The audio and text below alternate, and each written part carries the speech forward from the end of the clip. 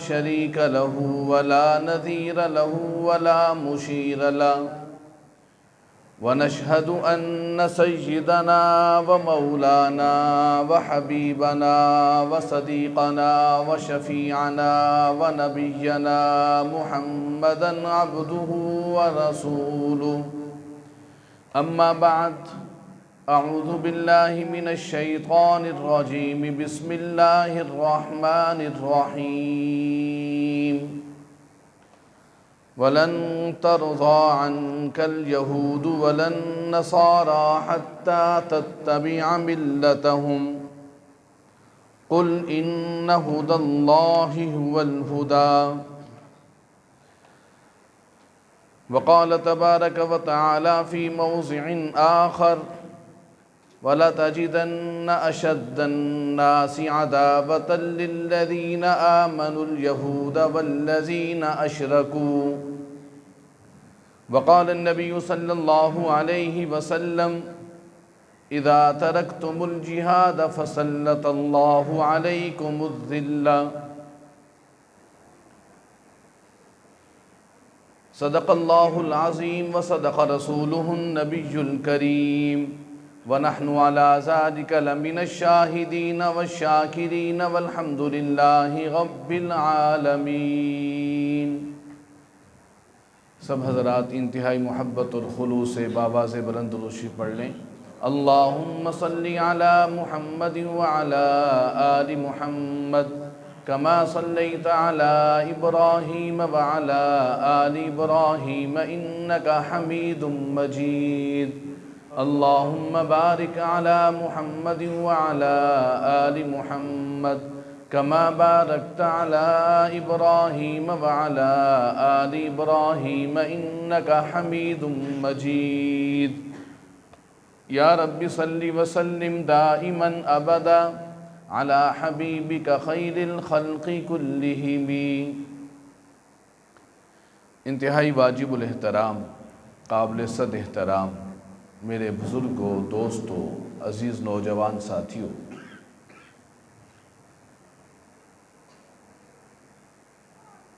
سیرت النبی صلی اللہ علیہ وسلم کے حوالے سے ماہ ربیع الاول میں گفتگو ہم نے شروع کی تھی۔ اب ربیع الثانی کا پہلا جمعہ ہے اور ہم آج کے حالات تو واقعات کی روشنی میں نبی پاک صلی اللہ علیہ وآلہ وسلم سے پوچھیں گے، سیرت طیبہ سے پوچھیں گے کہ ہمارے لیے آج کرنے کا کام کیا ہے؟ کیا کام آج ایک مسلمان کے ذمے ہے؟ وہ کون سا کام ہے جس کے کرنے کے بعد کم از کم اتنا تو ہوگا کہ اللہ کی بارگاہ میں رسول پاک کے سامنے شرمندگی سے میں اور آپ بچ سکیں؟ سیرت کے 4 اہم عنوانات ہیں جس پہ ہم نے گفتگو شروع کی تھی۔ اس میں جو پہلا عنوان تھا وہ رسول پاک کا دنیا میں آنا۔ حضور دنیا میں آئے تو حضور کی آنے کی برکت سے اللہ نے اس کائنات کو آزادی عطا فرمائی۔ کیا عطا فرمائی؟ آزادی۔ رسول پاک دنیا میں آئے ہیں، آمد مصطفیٰ ہوئی ہے، تو آمد مصطفیٰ کی برکت سے اللہ نے اس کائنات کو شرک سے، جہالت سے، جوے سے، بدکاری سے، ان تمام برائیوں سے اللہ تعالیٰ نے آزادی عطا فرمائی۔ یہ رسول پاک کی آمد کا اس کائنات کو فائدہ ہوا ہے۔ وہ لوگ جو بچیاں زندہ درگور کر دیا کرتے تھے۔ سیرت النبی کے اس عنوان پہ ہم نے کافی تفصیلی گفتگو کی ہے، میرے نبی کا دنیا میں آنا۔ اور اس کے بعد سیرت النبی کا دوسرا اہم عنوان وہ ہے نبوت کا مل جانا۔ نبوت کا تاج میرے اور آپ کے نبی کے سر پہ اللہ نے سجایا۔ یہ سیرت کا دوسرا عنوان ہے۔ بعثت رسول، نبوت، رسالت کا مل جانا۔ اس نبوت اور رسالت کی برکت سے اللہ نے اس امت کو، اس کائنات کو شریعت مطہرہ عطا فرمائی۔ 4 عنوانات ہیں۔ نبی کی آمد کی برکت سے اللہ نے انسانیت کو انسانوں کی غلامی سے آزادی عطا فرمائی، اور نبی کو نبوت ملی، نبوت کی برکت سے اللہ نے اس امت کو کیا عطا فرمائی؟ شریعت۔ پھر میرے نبی نے ہجرت کی ہے، سیرت کا تیسرا عنوان۔ نبی کی مدنی زندگی جہاں سے شروع ہوتی ہے، ہجرت کی برکت سے اللہ نے اس امت کو جہاد عطا فرمایا۔ مکی زندگی میں کیا تھا؟ کفو ایدیکم، اپنے ہاتھوں کو روکو بھائی۔ حالانکہ لڑنا چاہتے تو لڑ سکتے تھے، کسی ایک دو کو تو پھڑکا سکتے تھے نا مکی زندگی میں جتنا ظلم ہوا تھا، لیکن حکم لڑنے کا، کفو ایدیکم، اپنے ہاتھوں کو روکو، لڑنا نہیں ہے۔ لیکن جب ہجرت شروع ہوئی ہے، ہجرت کے بعد مدنی زندگی کا آغاز، اذن للذین یقاتلون بانہم ظلموا، جن لوگوں سے ظلم کیا گیا ہے ان کو اجازت ہے کہ وہ لڑیں، اجازت ہے ان کو۔ یقاتلون بانہم ظلموا، جن سے ظلم ہوا ہے، جن کو مارا گیا ہے، جن کو تپتی ریت پہ لٹایا گیا ہے، جن کو دہکتے ہوئے انگاروں پہ لٹایا گیا ہے، ان کو کیا کیا جائے؟ اجازت مل گئی کہ اب مارو۔ تو ہجرت کی برکت سے اللہ نے اس امت کو کیا عطا فرمایا؟ جہاد۔ میرے نبی دنیا میں آئے ہیں، آمد کی برکت سے آزادی ملی ہے انسانوں کی غلامی سے۔ نبی کو نبوت ملی، نبوت کی برکت سے اللہ نے شریعت عطا فرمائی۔ نماز، روزہ، زکوٰۃ، حج، سارا کا سارا دین جو مجھے اور آپ کو ملا ہے، کس کی برکت سے؟ شریعت مطہرہ جو ملی ہے وہ حضور کی نبوت کے صدقے۔ تیسری چیز، میرے نبی کو جب ہجرت کا حکم ہوا ہے تو اللہ نے تحفہ کیا دیا؟ جہاد کا۔ چوتھی چیز، میرے نبی علیہ الصلاۃ والسلام اس دنیا سے جب پردہ فرما گئے، سیرت کا چوتھا جو اہم عنوان ہے، حضور دنیا سے گئے، بدلے میں اللہ نے اس امت کو خلافت عطا فرمائی۔ کیا عطا فرمائی ہے؟ امامت نہیں۔ اہل سنت والجماعت کے ہاں عقیدہ امامت نہیں ہے حضور کے بعد، میری بات سمجھ رہے ہیں؟ امت مسلمہ کے ہاں، مسلمانوں کے ہاں حضور کے جانے کے بعد کیا ہے؟ خلافت ہے۔ اور جو مسلمان نہیں ہے ان کے ہاں حضور کے جانے کے بعد کیا ہے؟ امامت۔ اور امامت کا جو نظریہ ہے وہ مسلمانوں کا نظریہ نہیں ہے، مسلمانوں کا نظریہ کیا ہے؟ خلافت۔ میرے دوستو، سیرت کے پہلے عنوان پہ قدر گفتگو ہوئی، لیکن آج کی نشست میں حضور کو جب نبوت ملی ہے، حضور کو جب کیا ملی ہے؟ نبوت ملی ہے۔ اور میں اس موضوع پہ نہیں جانا چاہتا کہ اس کی تفصیلات پھر کسی موقع پہ عرض کریں گے انشاءاللہ العزیز، کہ جب نبوت ملی ہے اس وقت کیا کیفیات تھیں، اس وقت حضور کو نبوت ملی کب ہے؟ حضرت ابو ہریرہ نے پوچھا نا، متا وجبت لکن نبوہ، متا وجبت لکن، آپ پہ نبوت کب واجب ہوئی؟ فرمایا جب آدم مٹی اور پانی کے درمیان تھے۔ الآدم بین الجسد والماء، جسد آدم، آدم کا جو پتلا تھا وہ مٹی اور پانی کے درمیان تھا، اللہ نے مجھے نبوت عطا کر دی تھی۔ یہاں پہ یہ بات عرض کرنی ہے آج کی نشست میں کہ رسول پاک صلی اللہ علیہ وآلہ وسلم کو جب نبوت ملی، اس وقت دنیا کا منظرنامہ یہ تھا، دنیا میں اس وقت 3 بڑے مذہب تھے، یہودی، عیسائی اور مشرک۔ مجوسی تھے، اتنی بڑی تعداد میں نہیں تھے، پارسی بولا جاتا تھا ان کو، آتش پرست۔ لیکن دنیا میں 3 بڑے مذہب تھے، کہیں مجوسیوں کو بھی ملائیں تو 4 بڑے مذہب تھے۔ مجوسی تھے، یہودی تھے، عیسائی تھے اور مشرک تھے۔ اور کون تھے؟ اب ان حالات میں جب اللہ تعالیٰ نے رسول پاک صلی اللہ علیہ وآلہ وسلم کے سر پہ نبوت کا تاج سجایا ہے، اور فران کی چوٹی پہ کھڑے ہو کر حضور علیہ الصلاۃ والسلام نے یہ اعلان کیا، قولوا لا الہ الا اللہ تفلحون، اے لوگو لا الہ الا اللہ کہہ دو، کامیاب ہو جاؤ گے۔ یہ انسانیت کے نام اللہ کا آخری پیغام تھا جو اللہ نے حضور کے واسطے سے امت کو پہنچایا۔ 550 سال تک یہ انسانیت اللہ کے اس پیغام سے محروم تھی۔ 550 سال حضرت عیسیٰ جب آسمان پہ اٹھا لیے گئے تو پھر یہ محروم ہو گئی دنیا۔ تو انسانیت کے نام اللہ کا آخری پیغام جو آیا ہے، جو رسول پاک صلی اللہ علیہ وآلہ وسلم لے کر آئے، اور اس پیغام کو ہم کیا کہتے ہیں؟ دین اسلام۔ ان الدین عند اللہ الاسلام، اور ان الدین عند اللہ الاسلام، کہ اب انسانوں کے لیے اللہ نے جس دین کو پسند کیا ہے اس دین کا نام کیا ہے؟ ہاں، ما کان ابراہیم یہودیہ ولا نصرانیہ، ابراہیم نہ تو یہودی تھے نہ عیسائی تھے، وہ دین حنیف پہ قائم تھے۔ اور وقالت الیہود لیست النصارى علی شیء وقالت النصارى لیست الیہود علی شیء۔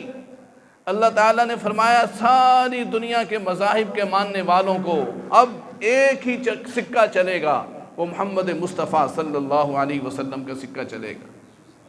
اب یہ جو دین اسلام ہے، جب آغاز ہوا کس سے؟ قولوا لا الہ الا اللہ، یہ آغاز ہے۔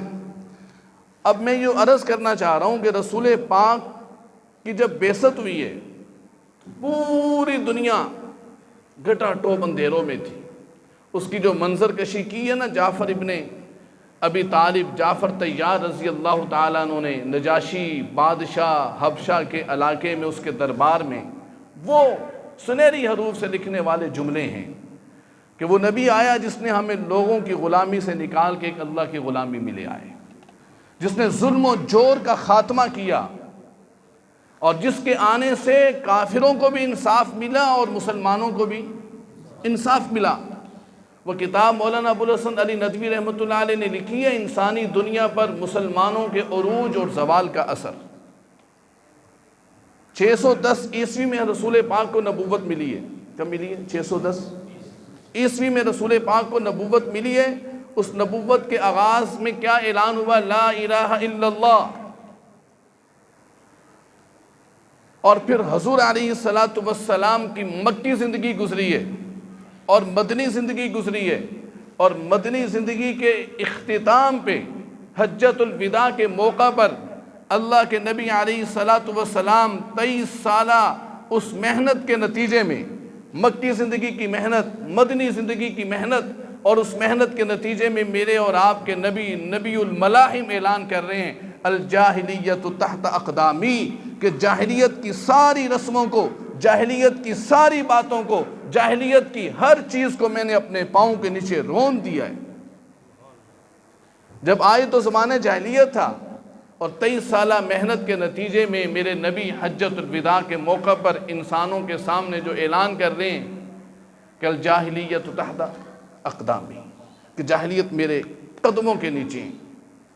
اب یہاں پہ حضور علیہ السلام کو جب اس مکی اور مدنی زندگی کے نتیجے میں آپ تھوڑا سا حضور علیہ السلام کی سیرت کو گہرائی میں پڑھیں گے تو آپ کو نظر آئیں گے کہ 2 دشمن وہ تھے جن کا دل بغض اور حسد اور کینے سے بھرا ہوا تھا، جن کے بارے میں اللہ نے قرآن میں فرمایا وَلَا تَجِدَنَّ أَشَدَّ النَّاسِ عَدَاوَةً لِلَّذِينَ آمَنُوا الْيَهُودَ وَالَّذِينَ أَشْرَكُوا، کہ یاد رکھنا مسلمانوں، اللہ قرآن میں بتا رہے 7واں پارہ ہے، آخری صفحہ ہے، آخری 2 آیتیں، اللہ قرآن میں فرما رہے ہیں مسلمانوں، دنیا میں جتنے بھی مذاہب ہیں، سکھ مت بھی ہوگا، بدھ مت بھی ہوگا، عیسائی بھی ہوں گے، سارے مذاہب میں ایسا مذہب بھی ہوگا جو خدا کے وجود کے انکاری ہوں گے، خدا کے منکر ہوں گے، لیکن مسلمانوں کے لیے سب سے زیادہ بغض اور دشمنی اللہ نے جو دیکھی ہے، اور مسلمانوں کے جو سب سے بڑے دشمن ہیں وہ 2 ہیں۔ وہ کتنے؟ یہود اور ہنود۔ یہود اور، قرآن میں اللہ کہہ رہے ہیں میں اور آپ جتنی مرضی، میرے اور آپ کے حکمران جتنی مرضی ان سے محبت کی پینگیں چڑھائیں، جتنا مرضی ان کے آگے کاسا لیسی کریں، جتنا مرضی ان کے آگے سر سر سر سر کریں، ان کے دلوں کا بغض ختم نہیں ہو سکتا۔ وَلَا تَجِدَنَّ أَشَدَّ النَّاسِ عَدَاوَةً، سب سے زیادہ دشمنی مسلمانوں کے لیے اگر کسی کے دل میں تو یہودی ہیں۔ آمنوا اليہود والذین اشرکوا، اور دوسرے نمبر پہ کون ہے؟ ہنود، ہندو، مشرک۔ ان کا بغض کب ٹھنڈا ہوگا؟ ان کی وہ دشمنی دوستی میں کب بدلے گی؟ اللہ نے وہ بھی بتلایا ہے۔ وَلَن تَرْضَىٰ عَنْكَ الْيَهُودُ وَلَا النَّصَارَىٰ حَتَّىٰ تَتَّبِعَ مِلَّتَهُمْ، یہ یہودی اور یہ عیسائی تم سے اس وقت تک راضی نہیں ہو سکتے جب تک کہ تم یہودی اور عیسائی نہ ہو جاؤ۔ کیا مسلمان بھی گوارا کر سکتے ہیں کہ وہ یہودی بن جائے؟ کیا مسلمان بھی گوارا کر سکتے ہیں کہ وہ عیسائی بن جائے؟ اور اللہ قرآن میں کہتے ہیں وَلَن تَرْضَىٰ عَنْكَ الْيَهُودُ، یہ یہودی تم سے راضی نہیں ہو سکتے، یا عیسائی تم سے راضی نہیں ہو سکتے۔ یہی آیت تو ملا عمر نے اس وقت دنیا کے سارے بڑے بڑے دانشوروں کے سامنے پڑھی تھی، جب دنیا کے بڑے بڑے دانشوروں نے ان کو کہا تھا ایک اسامہ کی بات تو ہے، دے دو نا، پھر یہ امریکہ تم سے خوش ہو جائے گا، پھر یہودی تم سے خوش ہو جائیں گے، دنیا کے کافر تم سے خوش ہو جائیں گے۔ تو اس مرد قلندر نے کہا تھا یہ اس وقت تک راضی نہیں ہو سکتے جب تک کہ ملا عمر یہودی نہ بن جائے۔ وہ ان کے بہانے۔ آج مجھے سمجھ نہیں آتی ان مسلمانوں کی جو کہتے ہیں کہ حماس کو کیا ضرورت تھی فلسطین پہ، وہ اسرائیل پہ حملہ کرنے کی۔ اور جناب فلسطینیوں نے زیادتی کر دی، فلسطینیوں نے ظلم کر دیا۔ یہ یہودیوں کے نمائندے مسلمانوں میں پل بڑھ رہے ہیں، یہ یہودیوں کے وہ نمائندے جو نام مسلمانوں کا لیکن بات یہودیوں کی کرتے ہیں۔ ارے مجھے انصاف کی بات بتلاؤ، ایک آدمی جیل کے اندر ہے اور اس کو جیل میں بھی زندہ رہنے نہیں دیا جا رہا، اس کو اذیتیں دی جا رہی ہیں، اس کو ذلیل کیا جا رہا ہے، اس کو رسوا کیا جا رہا ہے، اور وہ یہ بات طے کرتے ہیں کہ یار مرنا تو ہے جو چلو مار کے مریں گے، مرنا تو ہے لیکن کیا کریں گے؟ مار کے مریں گے۔ اور تم کہتے ہو کہ فلسطینیوں نے زیادتی کی ہے۔ یہ وہ احساس کمتری ہے، یہ وہ احساس کمتری ہے۔ جب دجال آئے گا، دجال کے آنے سے پہلے دجالی فتنے ہوں گے، اور دجال کی دجالیت، اس کے جو کرندے ہیں وہ پوری دنیا میں دجال کا روب بٹھائیں گے، دجال کی دہشت بٹھائیں گے، دجال کا خوف بٹھائیں گے۔ اور یاد رکھنا اس دجالی زمانے میں دجال ہوگا کچھ بھی نہیں، وہ ایک فریب ہوگا، وہ ایک فراڈ ہوگا، وہ ایک قسم کا دھوکہ دینے والا انسان ہوگا، اور اس کے پیچھے جو دجالی تہذیب ہوگی وہ اسی کے لیے ماحول بنائے گی، اسی کے لیے سارے معاملات کو کھڑا کرے گی۔ یہی تو ایمان والوں کا امتحان ہوگا، اور اسی موقع پہ تو اللہ تعالیٰ ایمان والوں کے بارے میں کہتے ہیں کم من فیۃ قلیلۃ غلبت فیۃ کثیرۃ باذن اللہ، کتنے ہی تھوڑے لوگوں کو اللہ نے بہتوں پہ غلبہ عطا فرما دیا۔ کتنے ہی تھوڑے تھے جن کو اللہ تعالیٰ نے کائنات کی دنیا کی سب سے بڑی طاقتوں پہ غلبہ عطا فرمایا۔ اللہ تعالیٰ کی طاقت تو آج بھی موجود ہے۔ بات یاد رکھنا، میں کوئی بے وقوف بہادر نہیں ہوں، میں کوئی دانشور بزدل بھی نہیں ہوں، نہ تو بے وقوف بہادر ہوں نہ ہی دانشور بزدل ہوں کہ بھیڑیے کو دیکھ کر آنکھیں بند کر لوں، بھیڑیے کو دیکھ کر آنکھیں بند کر لوں۔ حماس نے جو کام کیا ہے مجھے نہیں پتا انجام کیا ہوگا، لیکن اتنا ہم جانتے ہیں جن اہل دل سے ہمارا رابطہ ہوا ہے، جن اہل دل سے ہماری بات ہوئی ہے، وہ یہ بتلاتے ہیں شجاعت کی انتہا انہوں نے کی ہے، اور عقل اور تدبیر کا ایسا استعمال کیا ہے حماس نے، اور اپنی عقل اور تدبیر سے دنیا کے ان بڑے بڑے فرعونوں اور دجالوں کے غرور کو اس طرح زمین پہ رگڑے، جو یہ کہتے تھے کہ ہماری فضاؤں کو کوئی کراس نہیں کر سکتا۔ ہم نے اپنے ارد گرد ایسا حصار قائم کیا ہے ٹیکنالوجی کا کہ کوئی ہماری ان حدود کو کراس نہیں کر سکتا۔ آج ان ابابیلوں نے ایسا اس کا غرور زمین میں نچایا ہے کہ دنیا کے سامنے اسرائیل کو منہ دکھانے کے جوگے نہیں چھوڑا۔ باقی یہ بات کہ بھئی یہ ناکام ہو جائیں گے، یہ مارے جائیں گے، تو ارے وہ قرآن والے ہیں، قرآن ان کے سینے میں ہے، اللہ تعالی نے ان عربوں کو خاص جگرا اور حوصلہ عطا کی ہے، اور یہ کہتے ہیں اچھا تم سمجھتے ہو کہ جو مر جاتا ہے وہ ناکام ہو جاتا ہے، جو مر جاتا ہے وہ ناکام ہو جاتا ہے؟ یہ تو وہ بولے جو مادیت کا غلام ہے، یہ تو وہ بولے جو پیسے کا غلام ہے، یہ تو وہ بولے جو اپنے آپ کو دنیا ہی سب کچھ سمجھے بیٹھے۔ قرآن کی سننا، وَمَن يُقَاتِلْ فِي سَبِيلِ اللَّهِ، وہ لوگ جو اللہ کے راستے میں لڑتے اللہ کے راستے میں، زمین کے لیے نہیں، زبان کے لیے نہیں، علاقے کے لیے نہیں، برادری کے لیے نہیں، یہ لڑنے والے ہیں۔ مَن يُقَاتِلْ فِي سَبِيلِ اللَّهِ فَيَغْلِبْ او یقتل، اگر یہ غالب ہو جائیں، او یقتل یا مارے جائیں، دو ہی تو کام ہوں گے جب اللہ کے راستے میں نکلو گے، یا تو مارے جاؤ گے تو یا تو اللہ کے راستے میں اللہ تمہیں غلبہ عطا فرمائے گا۔ فَسَوْفَ نُؤْتِيهِ أَجْرًا عَظِيمًا، اللہ دونوں صورتوں میں اجر عظیم عطا فرمائے گا۔ ارے مرنا ناکامی نہیں ہے، ناکامی تو تب ہوتی جب فلسطین کے مجاہدین کہتے کہ ہم نے اقصیٰ ہندوؤں کے سپرد، یہودیوں کے سپرد کر دی ہے۔ ناکامی تو تب ہوتی جب ان کا مذہب قبول کر لیتے، ناکامی تو تب ہوتی جب اپنے موقف سے پیچھے ہٹ جاتے، ناکامی تو تب ہوتی جب وہ کہتے کہ ہم نے مسجد اقصیٰ کو سپرد کر دی ہے۔ لیکن وہ تو آج بھی نعرہ لگا رہے ہیں، اے خیبر خیبر یا یہود جیش محمد سوف یعود، اے خیبر کے یہودیوں یہ مسجد اقصیٰ ہمارا وطن ہے، اور یہ ایسا وطن ہے کہ یہ ہمارے دل میں ہے۔ کچھ لوگ وطن میں رہتے ہیں اور کچھ لوگ وطن کو اپنے دل میں رکھتے ہیں۔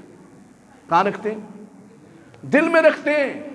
اور میرے دوستو، یہ آخری اس مارکے کا آغاز ہے، اس آخری مارکے کی طرف یہ سفر شروع ہو چکا ہوا ہے، جس کو احادیث میں کہا جاتا ہے الملحمۃ الکبریٰ۔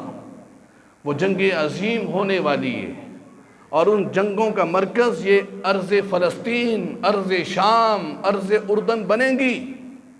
میرے نبی علیہ السلام نے فرمایا تھا عراق کا جو دریا ہے، دریائے فرات، وہاں سے ایک سیال سونا نکلے گا۔ سیال سونا، سیال سونے کا مطلب پگھلا ہوا تیل اس کو کہا جاتا ہے، بعض علماء نے کہا پٹرول، سیال سونا، اور اس میں دنیا لڑے گی، اور اس لڑائی کے نتیجے میں پوری دنیا کے اندر اتنی قتل و غارت ہوگی، اتنی قتل و غارت ہوگی کہ 100 میں سے ایک بچے گا، 99 مارے جائیں گے۔ اور میرے دوستو، اللہ کی قسم، میں جو بات عرض کرنا چاہ رہا ہوں آپ حضرات کے سامنے،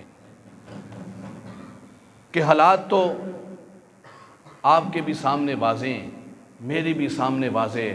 ایک بات یاد رکھنا، جب سامان کی سامان سے جنگ ہوتی ہے نا، جس کا سامان مضبوط ہوتا ہے وہ جیت جاتا ہے۔ شیشے کا گلاس ہے نا، اگر اس کو مارو گے نا لکڑی کے ساتھ تو لکڑی جیت جائے گی، شیشے کا گلاس ٹوٹ جائے گا۔ اور اگر لکڑی کی لڑائی ہوگی نا لوہے کے ساتھ، لوہا جیت جائے گا، لکڑی ہار جائے گی۔ اور اگر لوہے کی لڑائی ہوگی نا بارود کے ساتھ، تو بارود لوہے کو ہوا میں اڑا دے گا۔ یہ دنیا میں ایک فطرتی قانون ہے، لیکن ایک اور قانون بھی ہے۔ یہ وہ لڑائی ہے جب سامان کی کس کے ساتھ لڑائی ہو؟ سامان کی۔ جنگ عظیم اول میں سامان سے لڑائی تھی۔ امریکہ کا سامان تگڑا تھا، امریکہ جیت گیا، جاپان ہار گیا۔ جنگ عظیم دوم میں بھی ایسے ہی ہوا، سامان سے لڑائی تھی۔ جس کا سامان تگڑا اور مضبوط تھا وہ جیت گیا، جس کا سامان کمزور تھا وہ ہار گیا۔ لیکن ایک اور لڑائی بھی ہے، ایک اور فطرت کا قانون بھی ہے۔ وہ فطرت کا قانون یہ ہے، جب ایمان کی جنگ مادیت کے ساتھ ہوتی ہے، جب ایمان کی جنگ ٹیکنالوجی کے ساتھ ہوتی ہے، جب نظریے کی جنگ دنیا کی چیزوں کے ساتھ ہوتی ہے، تو رب کعبہ کی قسم 1400 سال کی تاریخ نہیں، 1000 سال کی تاریخ نہیں، 10,000 سال کی تاریخ ہمیں یہ بتلاتی ہے، ہمیشہ اللہ نے ایمان کو فتح عطا فرمائی ہے، حق کو فتح عطا فرمائی ہے، اور باطل کو اللہ نے نیست و نابود کیا ہے۔ ابھی میرے نبی دنیا میں تشریف نہیں لائے تھے تو اللہ کی ابابیلوں نے ابراہہ کے لشکر کے ساتھ کیا حال کیا تھا، ابراہہ کے لشکر کا کیا معاملہ کیا تھا۔ وہ ابراہہ کا لشکر جو ہاتھیوں والا لشکر تھا، اللہ چاہتے تو ہاتھیوں کو بھیج سکتے تھے، اللہ کے لیے کیا مشکل تھا، لیکن اللہ نے ہاتھیوں کو نہیں بھیجا، کیونکہ ہاتھیوں کو بھیجتے تو دنیا کہتی ہاتھیوں نے ہاتھیوں کو مارا۔ ہاتھیوں نے کس کو مارا؟ ہاتھیوں کو مارا۔ اللہ نے کس کو بھیجا؟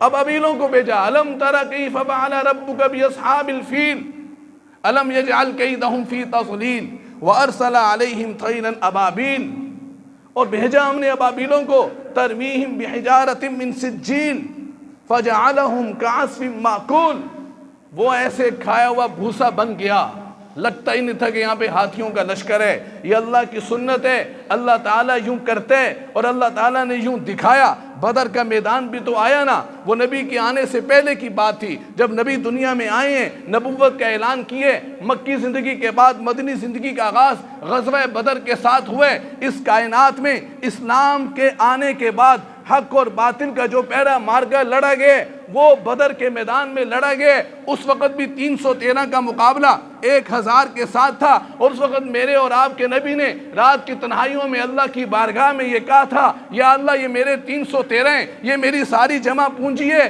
آج ان کو بچا لینا، آج اگر یہ ہلاک ہو گئے نا تو دنیا میں قیامت تک تیرا کوئی نام لینے والا باقی نہیں بچے گا۔ میرے نبی علیہ السلام نے اس وقت جب اپنی 313 کی پونجی کو دنیا کائنات کے سامنے، دنیا کفر کے سامنے رکھا، تو اللہ کی قسم آسمانوں سے پھر فرشتے بھی اترے، آسمانوں سے ابابیلیں بھی اتری۔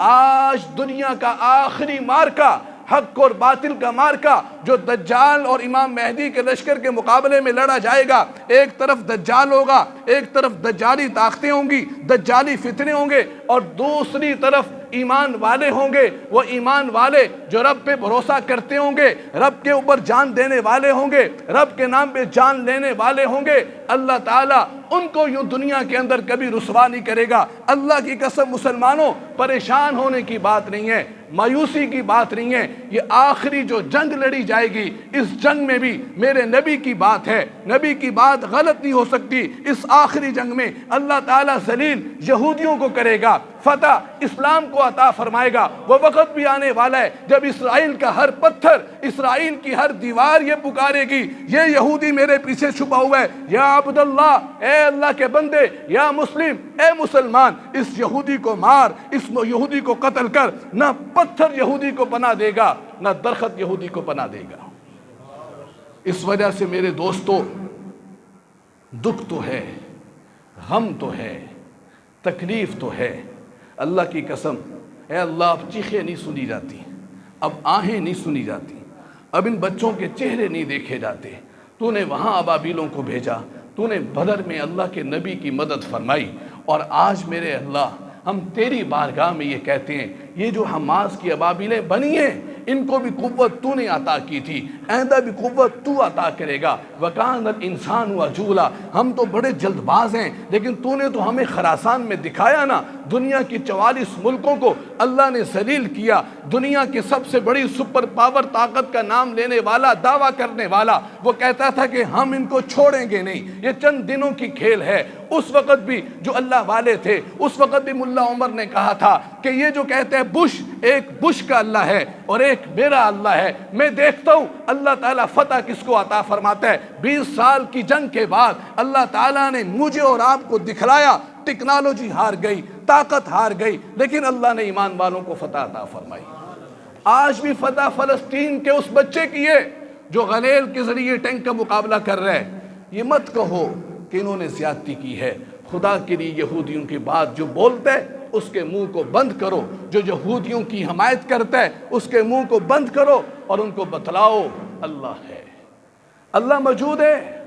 اللہ کی بارگاہ میں دیر ہے، اندھیر نہیں ہے، لیکن یا اللہ ہم تیری بارگاہ میں ہم اعتراف کرتے ہیں کہ ہم بے حس ہو چکے ہیں، بے بس نہیں ہیں، بے حس ہو چکے ہیں۔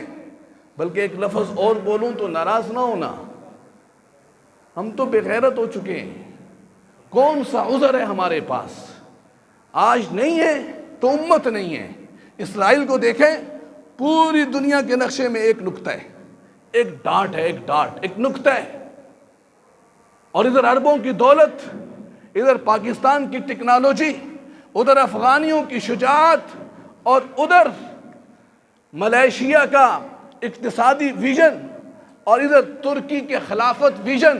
اللہ کی قسم یہ 5 چیزیں جمع ہو جائیں، پاکستان کی ایٹمی قوت جمع ہو جائے، افغانوں کی شجاعت جمع ہو جائے، ترکیوں کا خلافت کا نظام جمع ہو جائے، ملائیشیا کیا اقتصادی ویژن جمع ہو جائے، عربوں کی دولت جمع ہو جائے، تو یہ ایسا مکہ بنے گا جب اسرائیل کے سر پہ لگے گا، جب امریکہ کے سر پہ لگے گا تو آواز بھی آئے گی جاء الحق وزہق الباطل ان الباطل کان زہوقا۔ اور اللہ کی قسم صرف امت بننے کی ضرورت ہے۔ آج 1 ارب 75 کروڑ مسلمان ہیں، لیکن کوئی افغانی ہے، کوئی پاکستانی ہے، کوئی کچھ ہے، کوئی کچھ ہے، سب کچھ ہے لیکن مسلمان نہیں ہیں۔ وہ اقبال کہتا تھا ایک ہو مسلم حرم کی پاسبانی کے لیے، اور وہ نقشہ جو اقبال نے کھینچا تھا دنیا کو ہے پھر مارکہ روح و بدن پیش۔ اس کے ایک ایک شعر کو سمجھو، میں صرف جذبات کی بات نہیں کر رہا، میں جذباتی ہو کے بات نہیں کر رہا، میں وہ بات کر رہا ہوں جو اللہ نے قرآن میں بتلائی ہے،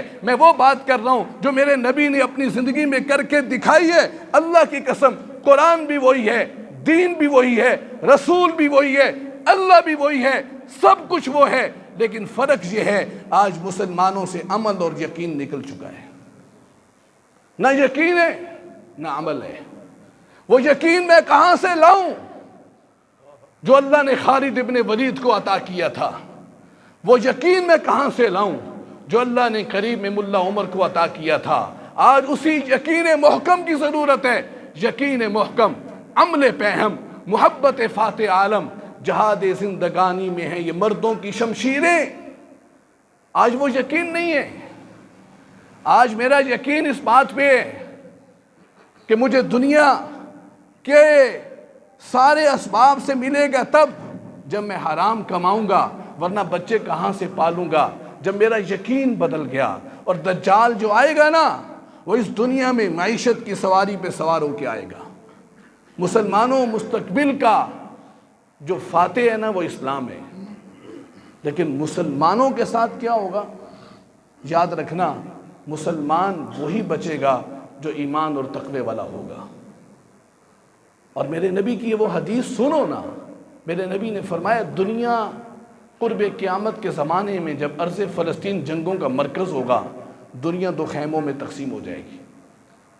فسطاط لہو ایمان و فسطاط لہو نفاق و فسطاط لہو ایمان لا نفاق فیہ و فسطاط لہو نفاق لا ایمان فیہ۔ میں اپنے نبی کی بات سنا رہا ہوں، دنیا 2 خیموں میں تقسیم ہو جائے گی۔ توجہ سے سننا، ایک ایمان والا خیمہ ہوگا، اس میں سارے دنیا کے ایمان والے جمع ہوں گے۔ کون جمع ہوں گے؟ اور اس میں نفاق اتنا بھی نہیں ہوگا، اس میں نفاق اتنا بھی نہیں ہوگا۔ اور ایک خیمہ وہ ہوگا جو نفاق والوں کا ہوگا۔ کن کا ہوگا؟ کفر کا نہیں بولا، کفر کا، ہاں، کیونکہ جب مسلمان زوراور ہوتے ہیں نا، جب کوئی بھی قوم کیا ہوتی ہے؟ زوراور ہوتی ہے، تو پھر نفاق ختم ہو جاتے ہیں۔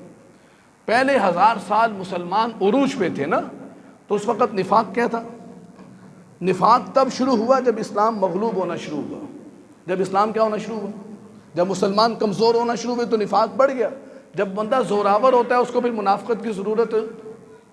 فرمایا کہ اس زمانے میں جب مسلمانوں کی حالت کمزور ہوگی تو ایک خیمہ نفاق کا اور ایک خیمہ ایمان کا، اور جو نفاق کا خیمہ ہوگا نا اس میں ایمان اتنا بھی نہیں ہوگا۔ یہ یاد رکھو مسلمانوں، یہ یاد رکھو، یہ نبی کی بات کو سمجھو۔ میرے نبی یہ نہیں فرما رہے کہ ایک کفر کا خیمہ ہوگا ایک ایمان کا خیمہ ہوگا، فرمایا ایک ایمان کا خیمہ اور ایک ہاں، اللہ مجھے اور آپ کو نفاق سے بچائے۔ اور جو نفاق ہوگا نا وہاں پہ ایمان نہیں ہوگا۔ ہم سمجھتے ہیں کہ ہم مسلمان گھر میں پیدا ہوئے ہم مسلمان مریں گے، اس دھوکے نے ہمیں مارا ہوا ہے۔ کبھی تنہائی میں سوچو، یہ جو میں کلمہ پڑھتا ہوں لا الہ الا اللہ، صرف پڑھنا کافی نہیں ہے، ورنہ اللہ تعالیٰ قرآن میں یہ نہ کہتے یا ایھا الذین آمنوا آمنو، اے ایمان والو ایمان لاؤ۔ ایمان والو کیا لاؤ؟ یہ کن کو کہہ رہے ہیں اللہ؟ مسلمانوں سے کہہ رہے ہیں کہ یہودیوں سے کہہ رہے ہیں؟ مسلمانوں سے کہہ رہے ہیں۔ خدا کے لیے میرے بھائیوں، یہ جو حالات ہیں یہ بہت تیزی سے بدل رہے ہیں، اور اقبال کو پڑھو، دنیا کو ہے پھر مارکہ روح و بدن پیش، تہذیب نے پھر اپنے درندوں کو ابھارا۔ مارکہ کس کا پیش ہے؟ روح کا اور بدن کا۔ مارکہ کس کا پیش ہے؟ روح اور بدن۔ ایک طرف کیا ہے؟ روح، ایک طرف کیا ہے؟ بدن. روح سے مراد کیا ہے؟ ایمان. روح سے مراد قرآن. روح سے مراد ایمان اور دین اور یقین، عمل صالح، مسلمان. اور بدن سے مراد ٹیکنالوجی، مادیت کا بت ہے، ٹیکنالوجی کا بت ہے. مجھے پتہ ہے میں حجرے میں بند مولوی نہیں ہوں، مجھے پتہ ہے امریکہ بہت بڑی طاقت ہے، مجھے پتہ ہے اسرائیل بہت بڑی طاقت ہے، لیکن اللہ کا جو نظام ہے نا، دنیا کو ہے پھر مار کے روح و بدن پیش. تہذیب نے پھر اپنے درندوں کو ابھارا. اللہ کو ہے پامردی مومن پہ بھروسہ. اللہ کو کس پہ بھروسہ ہے؟ ایمان والوں پہ بھروسہ ہے، منافقوں پہ نہیں، کافروں پہ نہیں. تہذیب نے پھر اپنے درندوں کو ابھارا. اللہ کو ہے پامردی مومن پہ بھروسہ. ابلیس کو ہے یورپ کی مشینوں کا سہارا. ابلیس کو کس کا سہارا ہے؟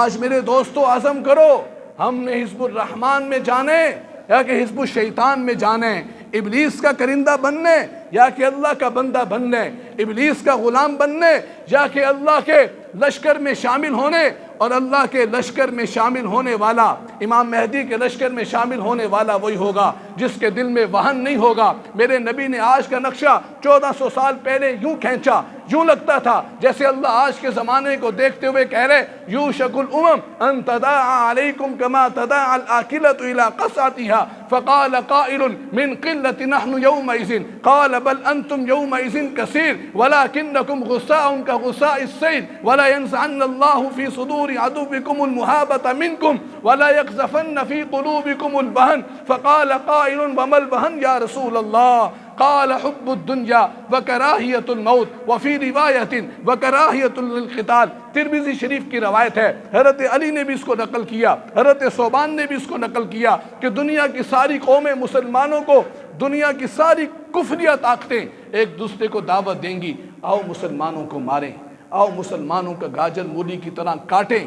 آج سری نگر میں وہ بچہ جو باپ کی لاش پہ بیٹھ کے دنیا کے منصفوں کو کہہ رہے ارے ہم انسان نہیں ہیں. آج فلسطین کی وہ بچی جو مجھ سے بھی سوال کر رہی ہے، جو آپ سے بھی سوال کر رہی ہے، جو دنیا کے منصفوں سے یہ سوال کر رہی ہے، ہم جانور بھی نہیں ہیں. ارے ہسپتال میں کی بمباری کرتے ہیں، ہسپتال میں کی بمباری کرتے ہیں. یہ گونگے شیطان، یہ شیطانیت کی بگڑی ہوئی وہ شکلیں، اللہ کی قسم اللہ کا کوڑا تو ان پہ برسے گا، اللہ ان کو تباہ و برباد کرے گا. یا اللہ ہم سے اب نہیں دیکھا جاتا، یہ معصوم بچوں کی چیخیں ہم سے نہیں سنی نہیں جاتی. معصوم بچے اور کلیاں، وہ خواتین، ان کی دھاڑیں، شاید دنیا نے وہ منظر نہ دیکھا ہو. ہسپتال میں ڈاکٹر کھڑا میڈیا سے بات کر رہے، چاروں طرف اس کی لاشیں پڑی ہوئی ہیں. ارے دنیا کے منصفوں سن لو، جب دوہرا معیار انصاف کا ہوگا نا، پھر امن سے تم بھی نہیں رہ سکو گے. دنیا میں حکومت اس وقت طاقت یا خوف کی ہے، قانون کی ساری باتیں کہانیاں ہیں. آج دنیا کے بڑے بڑے یہ انسانی حقوق کے لمبردار، یہ UN اقوام متحدہ جو امریکہ کی لونڈی ہے، امریکہ کی باندی ہے، اس کو اس وقت نظر نہیں آتا، فلسطین کا بچہ نظر نہیں آتا، سری نگر کی بیٹی نظر نہیں آتی، فلسطین کی معصوم خواتین نظر نہیں آتی. مشرقی تیمور کا معاملہ ہو تو دنیا کا انصاف اور ہے، مشرقی سوڈان کا معاملہ ہو دنیا کا انصاف اور ہے، دنیا کے اندر امریکہ کی بات ہو انصاف کا پیمانہ اور ہے، اور جب مسلمان مظلوموں کی بات ہو تو انصاف کا پیمانہ اور ہے. یاد رکھنا جب دنیا میں دوہرے معیار انصاف کے بن جائیں گے تو اللہ کی قسم پھر دنیا میں امن نہیں آ سکتا، پھر دنیا میں امن نہیں آ سکتا. پھر فدائی کارروائیاں ہوتی ہیں، پھر تم چیختے ہو. اور ہمارے وہ بزدل دانشور جو امریکہ کا بولتے ہیں، یہودیوں کا بولتے ہیں، ان کو پھر یہودیوں کی ہمدردی یاد آ جاتی ہے، پھر ان کو یہودیوں کی باتیں یاد آ جاتی ہیں. ارے قرآن کی طرف آؤ.